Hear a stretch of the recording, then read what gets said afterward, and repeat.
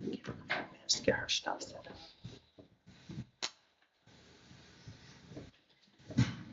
Are you good, Megan? You good? Check.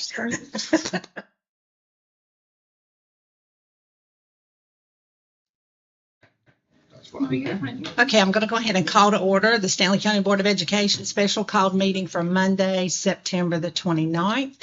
We thank all those who are here. Mike Barbie, Chair of County Commissioners. Mike, we appreciate you taking the time to come. And we also have a member from the Oakburg Commissioners and also Oakburg Town Manager. Make sure I got that right, Georgia Harvey. So we appreciate you guys taking the time to come. First, we need to approve our agenda. So I entertain a motion to approve our agenda as presented. Motion to approve. Motion to approve. Do I have a second? Second. In discussion with that? All those in favor say aye. Aye. All opposed, no. Our agenda is approved. Next, we have our invocation. If you'll just bow your heads. Dear Heavenly Father, we thank you for the day. Lord, we thank you for the rain you send our way. It's the little things sometimes. And God, I just ask you to be with us during this meeting. God, that you would just open our hearts and our minds. And Lord, that you would always help us to do the best thing and make the best decisions for the students of our system. God, we ask you to always put that hedge of protection around our school, around our students and our staff. And God, we just ask you just to be with us today as we listen to a presentation. God, we just ask all this in your name. Amen. Amen. So we were talking, the mics that are in front of you, if you'll speak directly into them, those are just for the live stream. So you'll need to make sure they're close to you so that those who are watching on live stream will be able to hear. Ashley is only picking you up by the mic that's at the end of the table down where Hope is sitting. So you will need to speak loud and clear if you're needing to address Ashley or ask any questions of her. So Ashley, I'm going to just turn it over to you for your presentation to give us some information about the applications for the needs-based grant. Sure. Well, thank you, and good morning, everyone. So we are going to roll in, and I don't have a formal presentation like I've had in the past. More than anything, I'm just going to walk you through the second. Let me see if I can find it so that I'm presenting the right thing. I'm going to walk you through the application, and I know that the Board of Commissioners voted to approve the grant application at the $52 million, which is the amount for the middle school application. And so I'm not going to run through every single word in here, but I'm just going to kind of talk through. So we've talked about the fact that there's a cover letter. So we put together a cover letter that will go with this, kind of explaining how these two pieces work together. Then next we roll into the application that is for the Oakboro School. Now the Oakboro School, we have scaled back to a 600 student school. This is the minimum that I think could even be feasible to help with the alleviation of the elementary school or influx of elementary school students. It does put the capacities more closely to now in the red across the board, but it does provide you additional seats as well as alleviates the need for the critical physical conditions of the Oakboro School. So it provides you those additional seats as well as provides a new facility on that site. So we roll through that, and so I will zoom in. So that puts the funding request at 40.6 for the elementary school. So then rolling into the next portion, there's a narrative that's required. So there's a short description and then a narrative. And so this portion just kind of walks through why this is a need, different things about the site. Again, they're getting this all cold. They're not able to go and do research on every single project. So this is an opportunity to provide all of the back, the history and back information related to why this is a need for the district. explaining that the school board has put together multiple different studies, how the demographer study builds into this as well, and then providing images to kind of show the condition of the facility, explain what each image shows, the conditions. And a lot of it is just comparing it to what NCDCI looks for in a school facility, so that there's a comparison of, you know, what outdoor spaces look like, what the aging conditions look like, ADA conditions as well throughout the school. Then also providing imagery of the condition that was remediated at the school. So explaining how the wall that was fixed over the summer, showing that condition, since that is the how the school was built, and some of the concerns still related to the overall condition of the facility.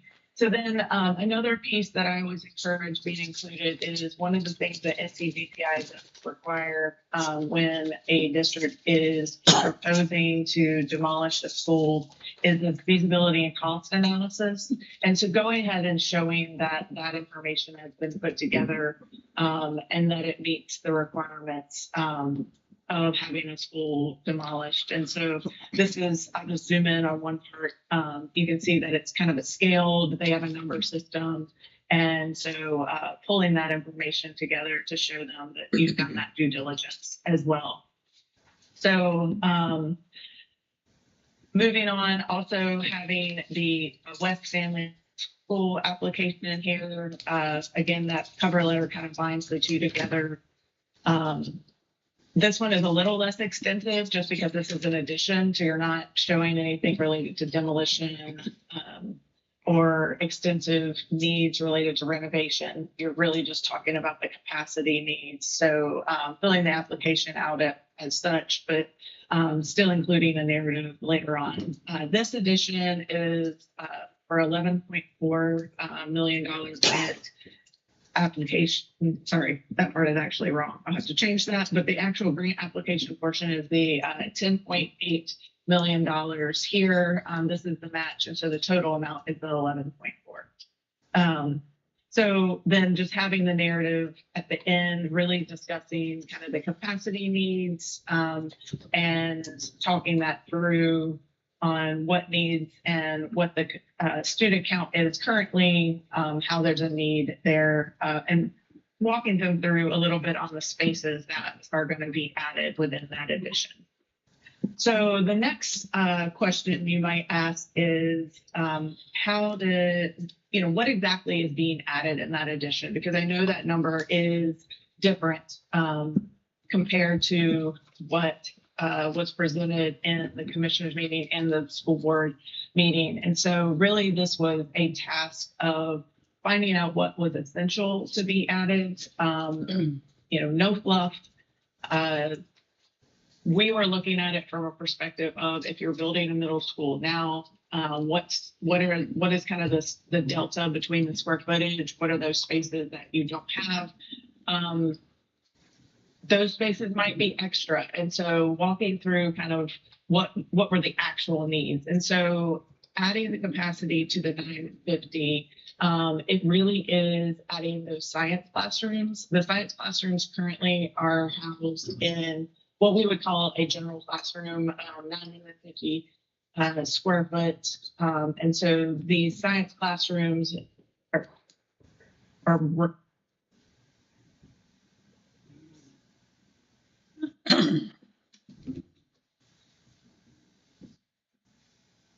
Is that our end, Elliot, or her end? Her end?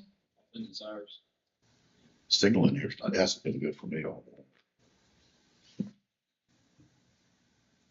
Your hotspot. And then also providing the prep space. That's something that they're very adamant about, making sure that there's safety for any chemicals being used or any prep that the teacher is doing, having a space for that outside of the classroom, that then those can be brought into the classroom. So having those. And so here you can see those are being added. The band classroom is a little undersized, so providing a space that is more conducive to that. also ag classroom and exploratory lab. Again, these are in smaller spaces, so providing spaces that really can house those elective spaces for a middle school, and not just adapting a general classroom from the original K-8.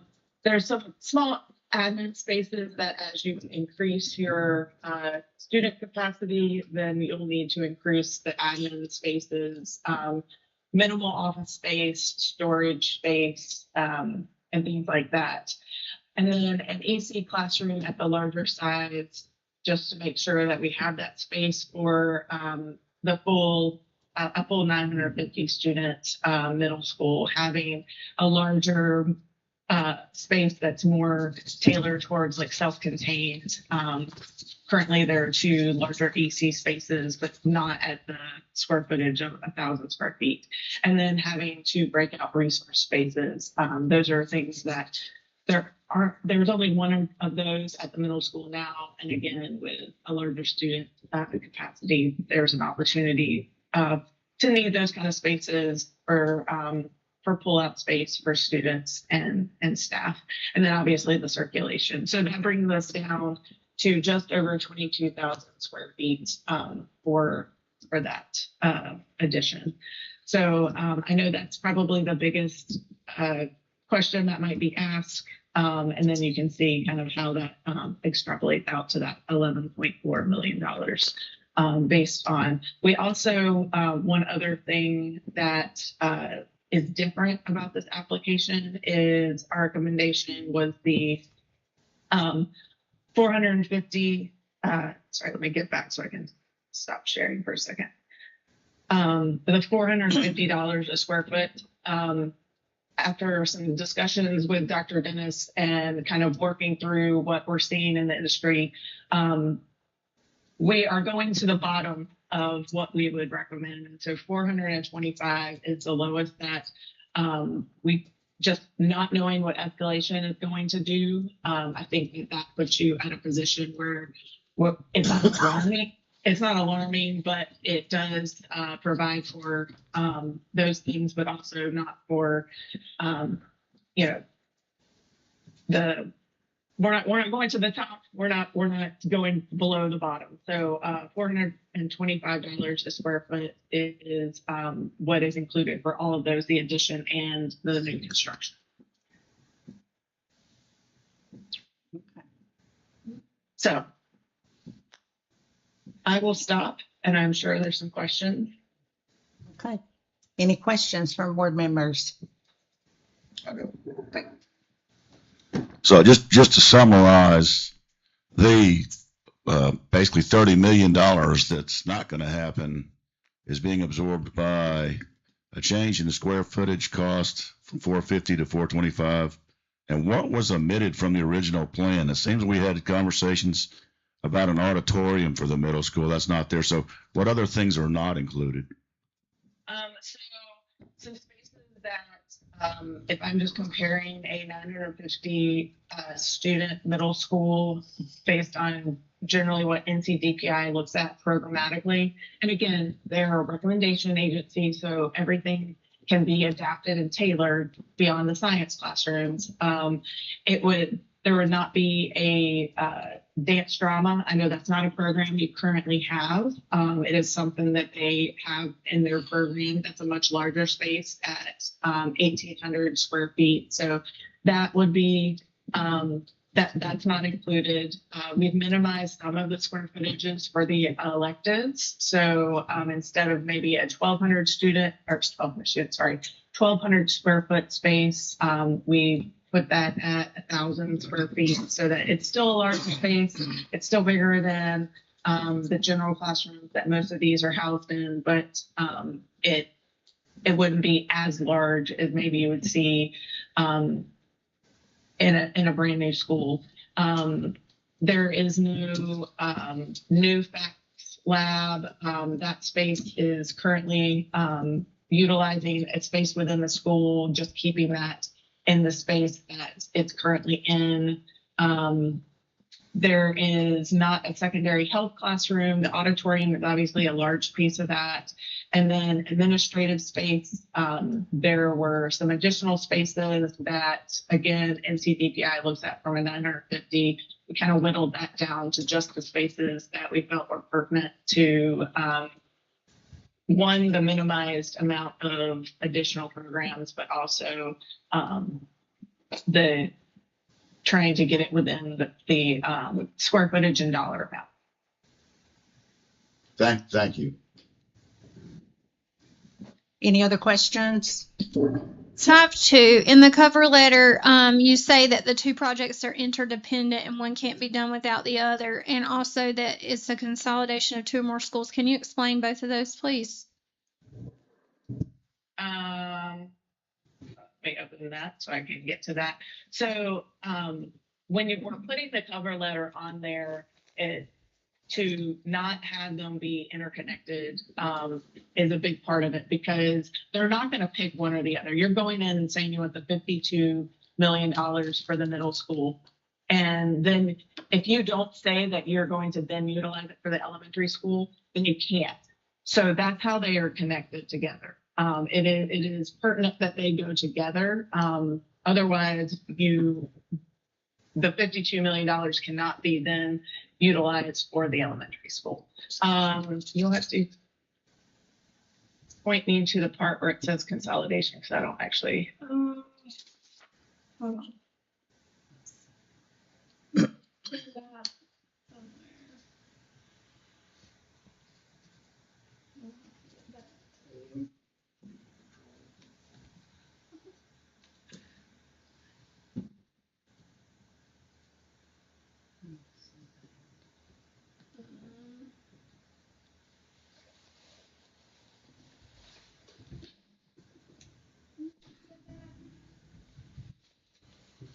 Maybe it didn't say that. It did. I saw it too. Earlier.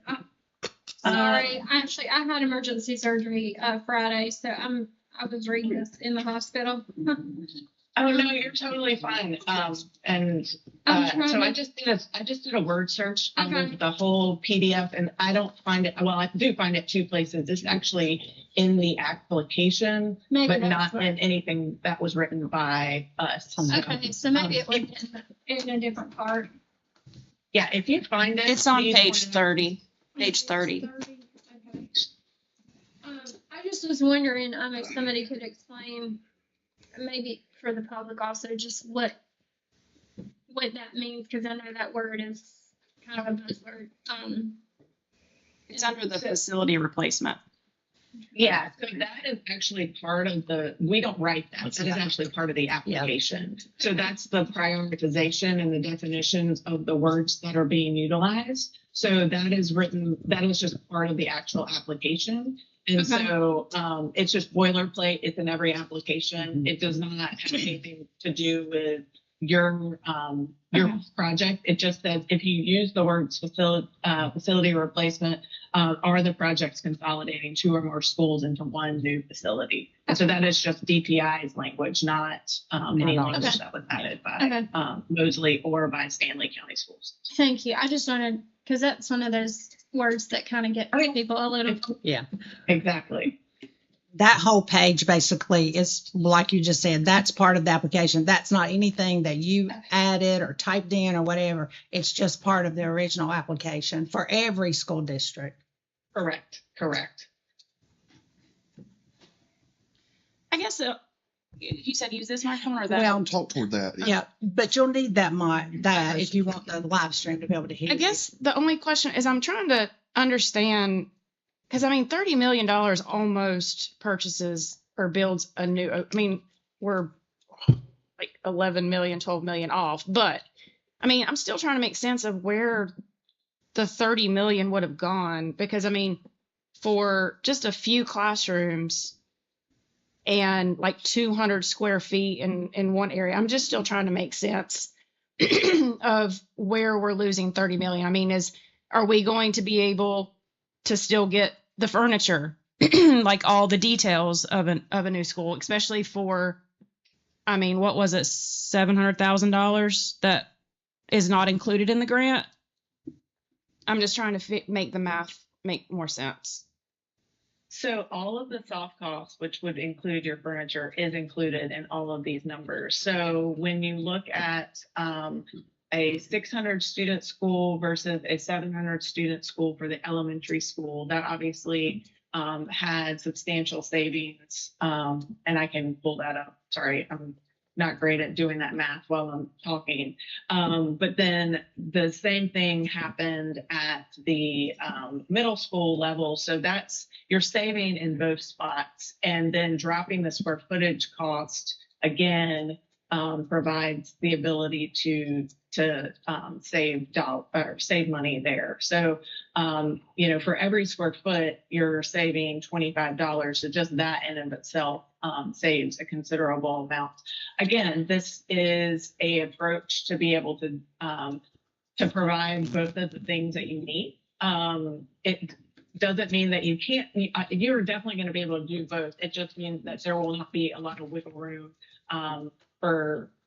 If escalation starts going up, there might be some conversations of minimizing some finishes or things like that. But if this is all feasible, it's just fitting within the amount that was approved and finding opportunities for where things could be minimized or eliminated. Is that $700,000 that's not included in the grant? I mean, is that a feasible amount of money to be able to cover any excess in the future? I don't know what the $700,000 is. Can you explain that to me? I'd be glad to answer that. CC's got the match on there for the 2 applications. No, there was a proposal that was sent last week, and it was basically 663. That's if you You're were talking about build the a new gym. 668. That 668 amount, that would be the shortage, is where we will not replace the gym at Oakborough. That gym will just have some work done to that, but we'll be using that same gym. Well, no, because the final total was like $55 million. So there was a gap of Right. like 600 and something. 668. So I'm just trying to figure out where that money's going to come from. No, you are sorry. You are totally right. So Mhm. I'm actually sharing my screen because I left that piece out, and I apologize. This was all done, yes, on Friday, and then I forgot it, but I did a little bit. Okay, so the elementary school. So you have 2 opportunities, and so how we submitted the grant is not with this overage.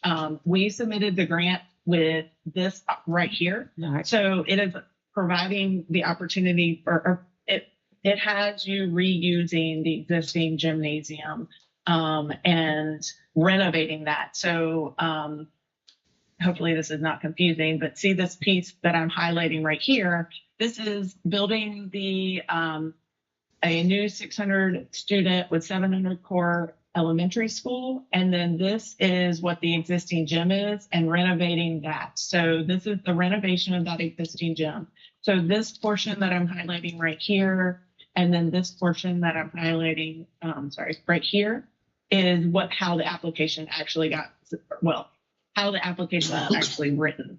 So that there won't be this overage. This piece right here was just to show that the reason for utilizing the existing gymnasium is because it was not building that square footage new did put you over as a county to not be within that 52 million. That makes sense. Yes, thank you. I apologize for not remembering that, but thank you for reminding me and asking the question. Any other questions? Not necessarily just a question, but comment. I guess it is encouraging to see that if we do have to renovate or add on to another one of our middle schools, that it can be done for that amount of money instead of the 30-something million dollars we were asking for, because I know that's much more palatable to the county than such a big ask like we had in the past. So I'm kind of excited to see the number get much closer to what the actual grant award amount is. I guess, like, I trust your judgment. I guess I'm just still worried about being able to do these two projects and get everything that we need without coming back kind of like the indie project, like, oh gosh, we didn't add a playground in. Are we going to have a playground? Are we going to have any road construction issues in the future that we need to turn around and look at?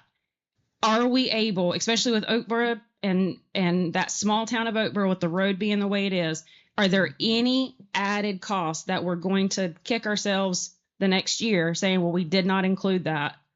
Yeah, I can see Are there like any extra costs that we can think of parking lots, that we can talk about? playgrounds, any additional parts of the facility? Yeah, so all of those soft costs anticipate those things. Any offsite, so when you talk about roads through Oakboro and things like that, any offsite road improvements that are done and recommended by NCDOT are actually fully reimbursable by the state. So anything like that that would be coming out of the project would also be a reimbursable cost. And that's for the design of it, the TIA, which is traffic impact analysis, and the actual work itself. So those items would not be additional, but also be a reimbursable cost that would come back to the district. But those have to be applied through the DOT, correct, and approved.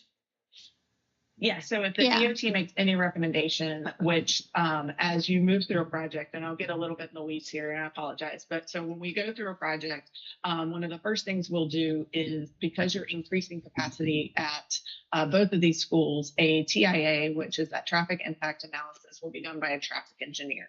And so they will go and based on what is going to be built at either one of these schools, they will utilize that information along with the standard traffic patterns, and they will go and do car counts and things like that to, some extent.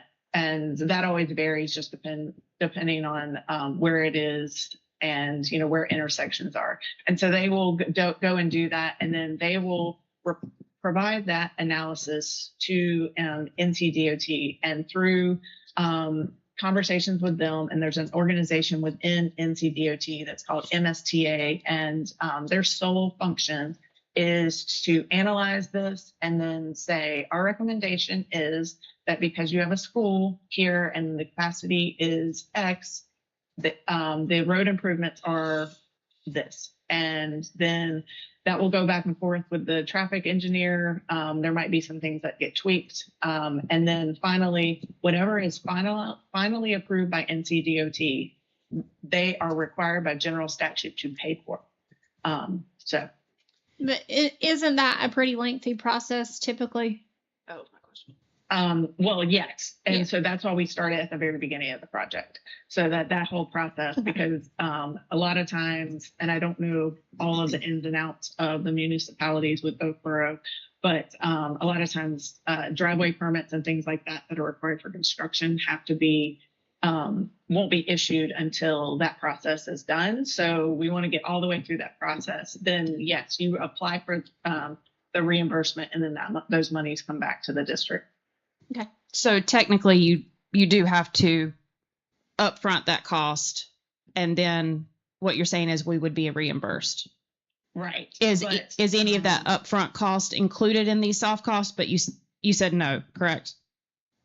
So they are, now I will give a small caveat to that. We don't know what they are. Sure. Like if they come back and say you need 2 roundabouts, I'll be honest, no, they are not included in this cost. But most typical offsite are generally included in this cost. It's just when we start seeing some really intense ones from DOT. Now, mind you, DOT does have to pay for those. So we have seen them back off on some of their more intense requirements, just because they don't really want to be paying for 2 roundabouts either.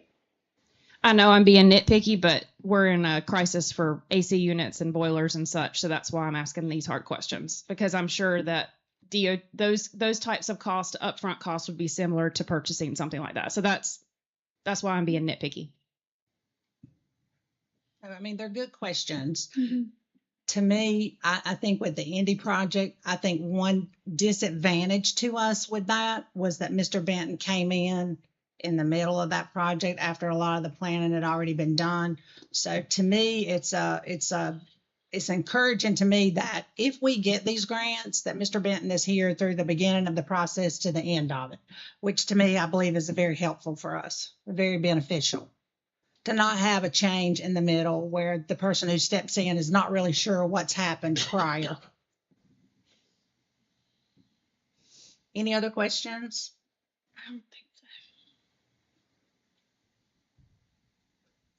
No other questions? No. All right. Actually, I guess we can let you go if there are no other questions from the board. Okay. Thank you so much Well, for thank spending you. your time this Yes. morning.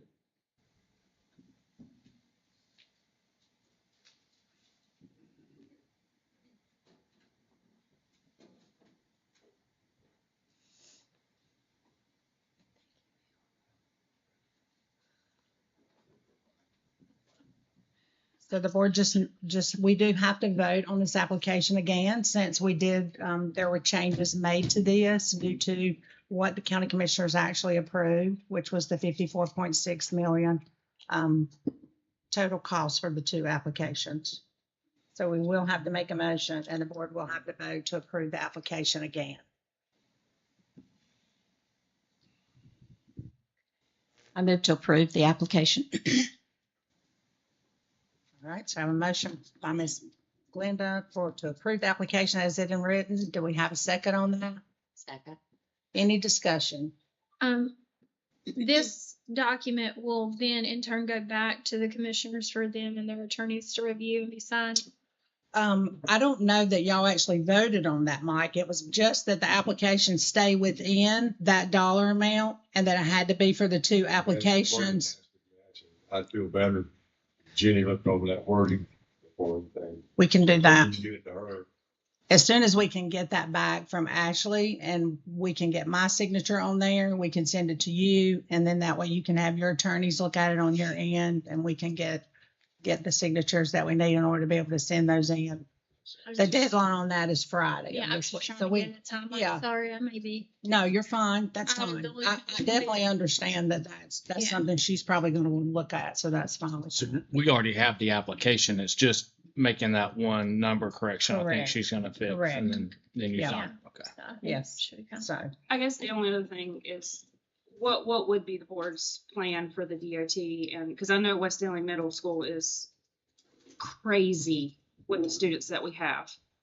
So how would we as a board make sure that whatever upfront costs that we have that would need to go to DOT Right. to be reimbursed, how would we do that? I don't know that we can answer that without knowing what that cost is. And I guess I have the same sort of question, and I don't know that we want to ask folks in the peanut gallery back here, but with Oakboro, with that 2-lane road out in front and the construction happening while students are there, is that going to put us in some sort of traffic situation in Oakboro? I don't know. I don't know what that would look like for that. I mean, I can't answer that. Yeah, I would say Mr. Gray is the person that would be Yeah. able to tell us if we say to you, look, we're going to need to close this portion off. Yeah. How are you going to accommodate that for your drop off and pick up in the afternoon? Because I mean, is that? I guess what I'm wondering is kind of like Ms. Holman, is that going to mean, we have to pour some gravel somewhere for parents to kind of park on, or Keith, I don't know what intermittent drop off pickup would look like due to construction and that kind of stuff. Okay. Yeah, we could have an entrance coming in and then it goes off to a construction entrance to the back of the school. All that's doable to be modified. We'll still operate potentially just like we are. Okay. Any other discussion? Yes, real quick. The issue with our facilities and the state of our facilities is a long-running problem that dates back, 25, 30 years. North Carolina used to have every 10 years or so a statewide school bond, let the voters decide, and it passed basically every time. They haven't had one since before the big meltdown in 2009. Last data I saw from the DPI is there's like $13 billion in needs across the state.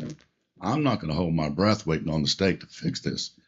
I would love to see money to go all across our county, but the reality is, I believe these numbers are based on what I believe. We have at least a $200 million need in this county. And if we can apply for this grant and knock out 52 million of it, I don't see how we can answer to the taxpayers that we didn't at least try. If we apply and it gets shot down, we did our duty. The county commissioners did their duty. But if we do it, we're still going to have massive needs across this county. Don't get me wrong. I'm assuming 200 million is probably worse than that. But that's want to make people in the public aware. This is a problem that's been festering for 30 years. And we can continue to let it fester, or we can try to do something. Stanley County is a tier 2 economic county, which means we can't come up with $200 million without going directly to the taxpayers and saying, we need your money, more property tax or another sales tax. I just don't let the appetites there for that. Yeah. I will tell you, I did have a conversation with Mo Green, the state superintendent, at one of the conferences that I went to. And that is his goal, is that we will go back to doing statewide bonds, because that's the only way to meet the need. The need is great. It's great for us, but it's great for other school districts also. Right. That bill's sitting on somebody's desk in Raleigh. It'll never get to the crossover reconciliation process. It's just not going anywhere. I'm not getting into politics, but it's sitting on somebody's desk. Yeah. Well, and I had said something earlier, but about the new numbers that came in for this project. But to me, it is somewhat uplifting to see that, we can add an addition for a smaller amount, or we can renovate a school for a smaller amount, because I know that we have other buildings coming after these two. And that's sort of what I had alluded to in the meeting the other night. There are other areas of our county that we're going to have to start looking at, and all 4 of those middle schools were built kind of on the same plan. And so, if we're lacking science labs and facilities at 1, we're lacking them at 3 more.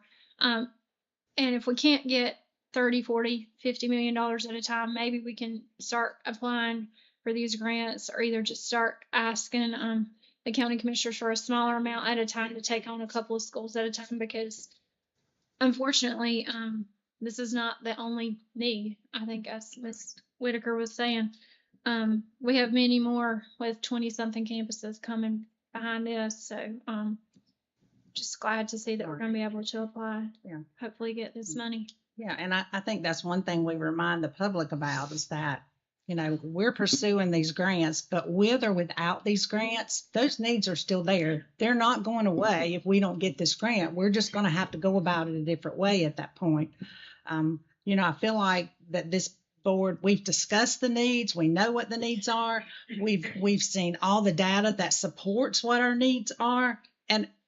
And we're urgent. There's an urgency that should be there for us continually, because the needs are not going away. And at some point, we have to make some decisions and move forward. But, I feel like if we don't, then we're being negligent with the job that we have. So, well, and I'll take it even one step further. Even Mr. Benton, when we do our school visits, taking us out and showing me. Right. I think it's different to sit in a boardroom and look and read a piece of paper and somebody say, okay, there's a crack in this wall at this school, or this auditorium gets water in it on this side, or whatever. But when you go out there with him and he's like, look here, see this damage.